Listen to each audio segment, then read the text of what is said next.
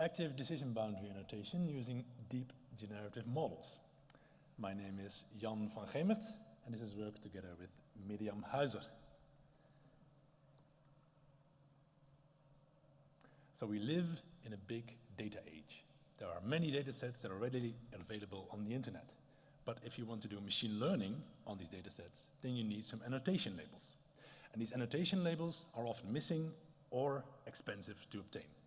So one solution to this is to do active learning. And that you don't annotate the full dataset, but you involve the user in annotating samples.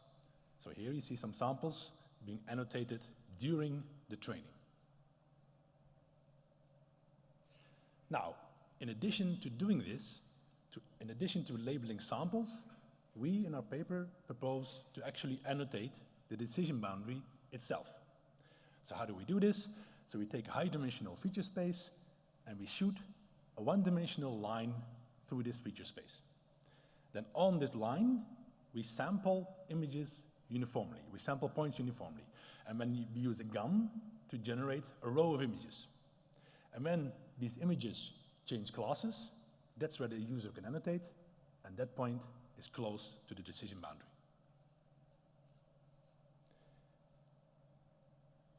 So some more details. So here we have some unlabeled dataset. We have some encoder that encodes the image into the latent space. We have some labeled examples available, the red square and the yellow star. And we have a hypersphere omega that bounds all the samples. Now we can use the labeled examples to get a current estimate of the decision boundary. That's theta hat. Then we can use standard active learning techniques to select the best sample that should be annotated. This sample we then project on our current estimate of the decision boundary, and that gives us 2 points, and on that 2 points we can generate the line. Now this line we can then sample uniformly,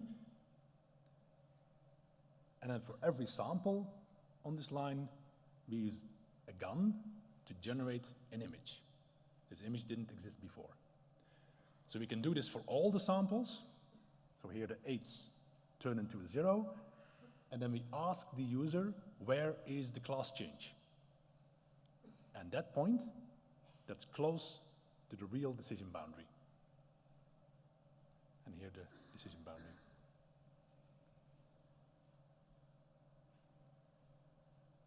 So in addition to using those labeled samples, we also have annotations of the decision boundary itself. So we can train a classifier on the annotated data samples, but we can also now optimize a regression loss to the decision boundary itself. Now we have some experiments that show that this works well, and if you don't believe me, come and look at our poster number 12.